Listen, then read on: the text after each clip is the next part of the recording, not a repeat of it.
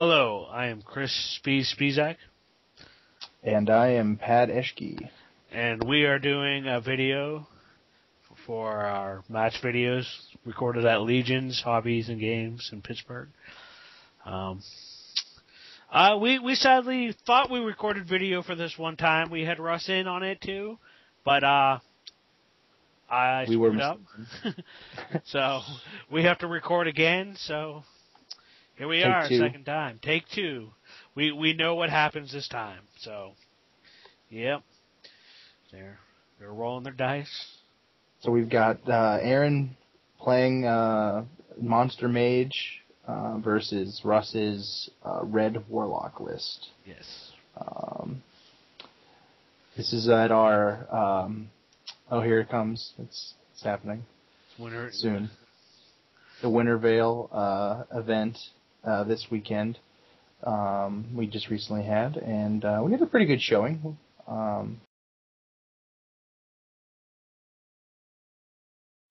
So we've got Aaron on the play. Oh, there it is. It's coming right at me. Here is the 3D green beans. Yes. Sorry, I thought that was happening before, and I didn't want to spoil it. And Russ leads with Sardock here. Aaron, I was mentioning before that Sardock is just one of my favorite cards. Sardock is a really... Any one-drop that could just kill one of their one-drops and maybe not die in the process, it's always a good one-drop. But if you've watched our videos before, you should know Aaron's deck and what he always does on his turn 3. Always. I've never seen him miss this. Here. Russ just blasts him with a Savage in there. Yeah. Just take it to the face, Savaging. And here comes Aaron, his patented trademark finisher. Turn 3. Yeah. Lining up for his flip here with a pair of Coast Runners and a Tidal Elemental. But Russ was ready for that. He couldn't Fellblaze fast enough. I believe he cast it before he untapped his lands. Yeah. It's just it's getting done. It is getting done. And Sardock gets to still be down. Yeah. He's taking Aaron up to 8.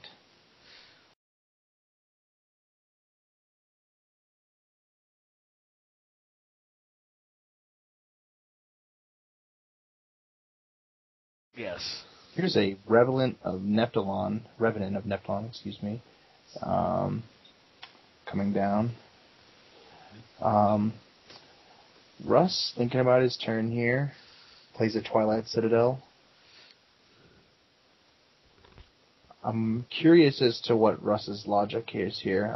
He goes to attack, he gets killed down by the that's flip to be expected. So, but I can't really see what's in Russ's hand, but I believe he said he had a Soul Cleave in his hand. Yeah. And why he just didn't Soul Cleave when he had the chance. So he passes the turn with 4 open, I guess representing a flip or double life tap maybe. Yeah. Aaron quests. I'm thinking that Aaron is doing pretty well here. Gets to do a nice shot for 2 here on the Revenant. I mean, Aaron he knows what he's doing when he's piloting this deck. He never misses any triggers. He knows what it has to do to win. I always give him props for playing. He plays pretty well. He usually gets blown out by a card that he didn't see coming. There's the one game I played against him where I attacked him with my Mozicons and Soul Cleaved them and killed him. Who sees that? You just can't stop that. But he plays well, and he plays smart. I always give him props for that. So now, I would suspect the Soul Cleave to come down now. Yeah. And then there's Aaron does not have any opportunity to shoot that token with his hero. Yeah, there's no priority window. There's no chance for him to do it, which always makes Aaron mad. He thinks in his hearts of hearts that he should be able to shoot that token, but the rules say no.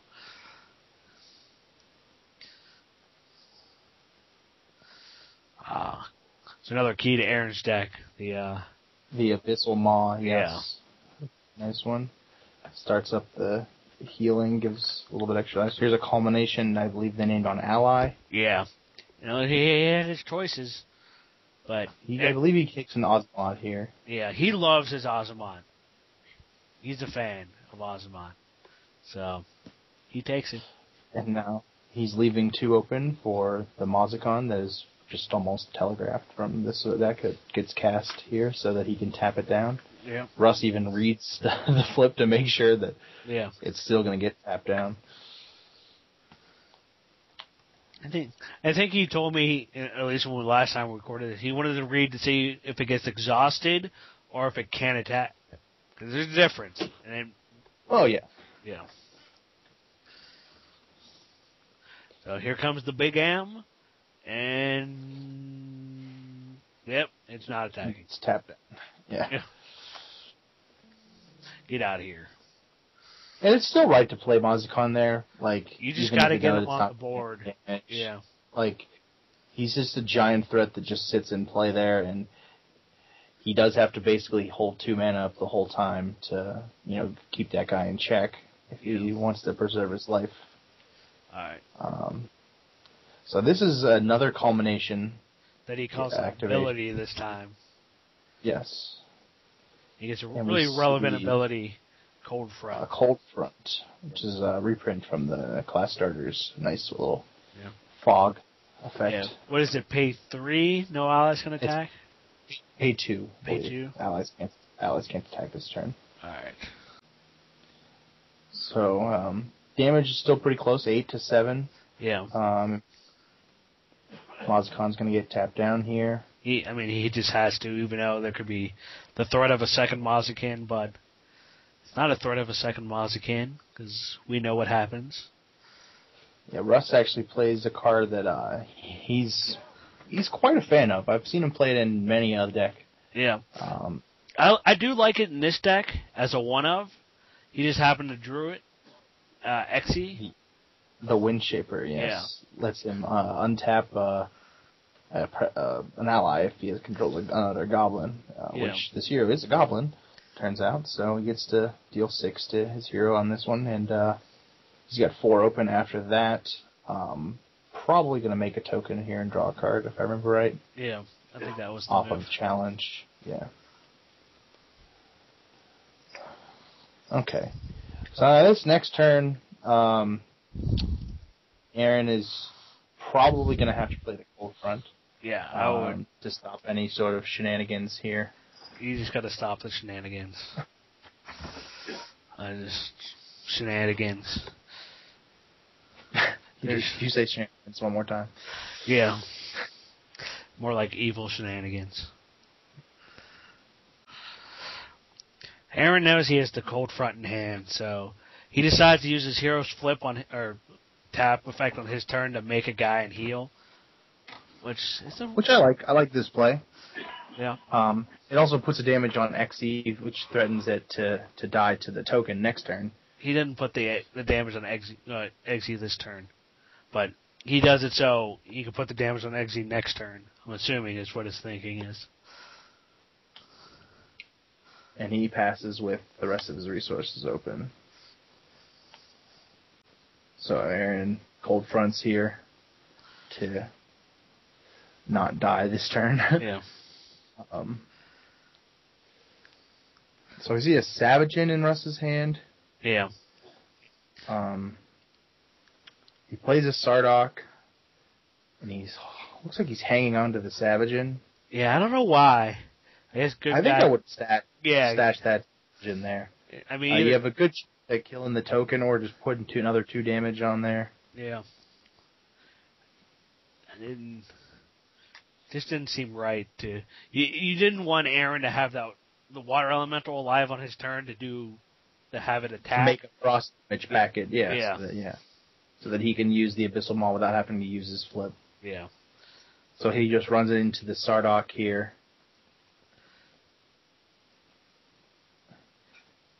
And we can see Neptulon in Aaron's hand for the first time. I think he actually declared the attack on Eshghy, is what's happening here. Interesting. But Russ is debating whether to protect or not. Okay. I guess that makes sense. Yeah. Because then he can shoot it in upkeep. Yeah. To make sure that it dies. So I assume he'll make another token here. Go back down to 10.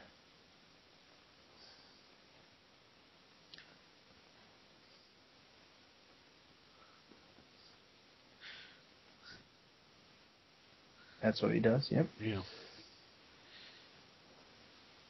So now Aaron is in an awkward spot trying to live long enough to cast Neptulon. Yeah. And I believe he's on 8 resources. Or is it 9? Yeah. Oh, okay, so Russ actually explained is what happens here. He is tapping Eshghy and hitting it. He means to do this on Russ's turn. Russ allows him to do that. Yeah. On Russ's turn, like during... He does it... During Russ's draws phase.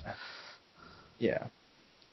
And I guess he just didn't, say that well enough. So here comes Mazikon coming in for 6, putting him to 16. I believe Russ actually says he has the win here. Fails to see it.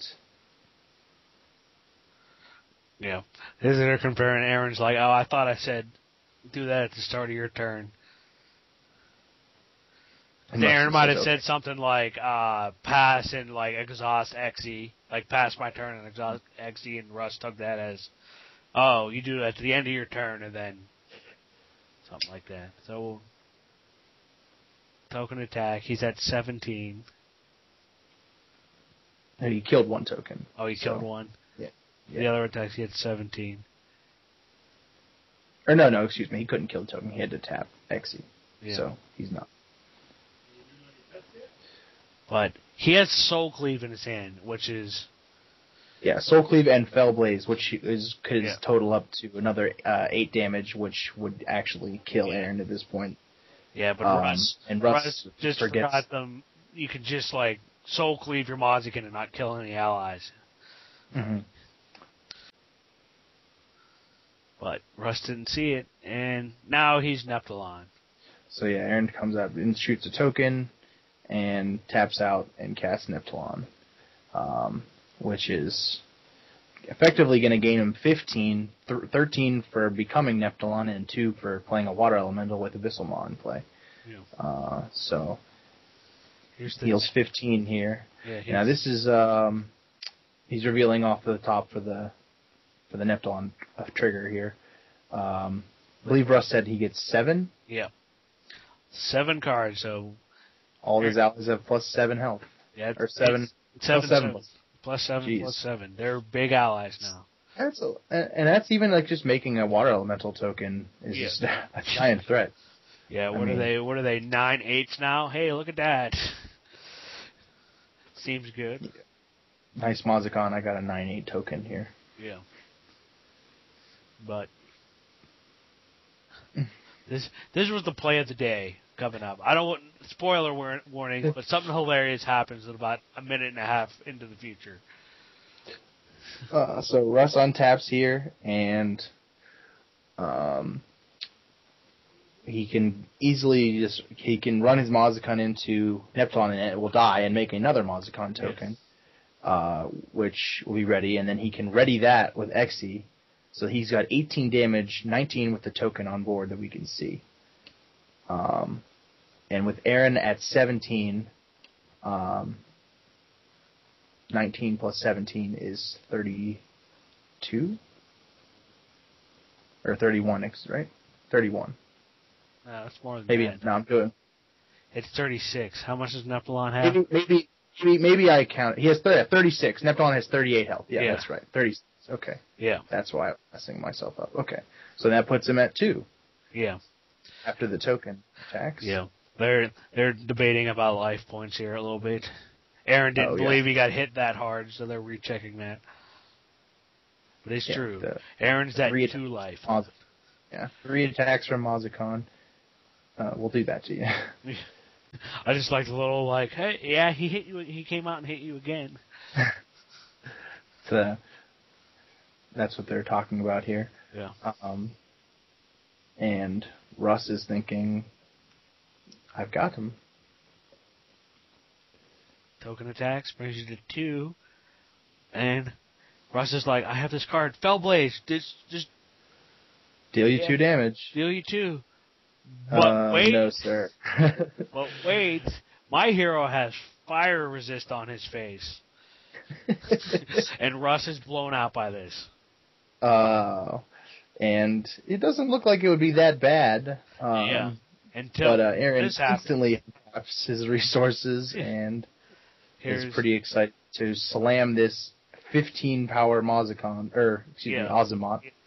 And then Monstrous Frostbolt Volley, 15 damage, Monstrous Frostbolt Volley, and 15 from Azimuth. And that's game, folks. That's game. Wow. That is impressive. We had some exciting plays going on at the Chase the Can. I love it. So sadly, not the first time I've seen someone lose to fire resistance on the Neptulon. That's funny. Yeah. Well, I thank everyone out there in Internet land for listening, and please comment, rate, watch the videos, subscribe, yeah. And thank you all for listening. We'll see you later.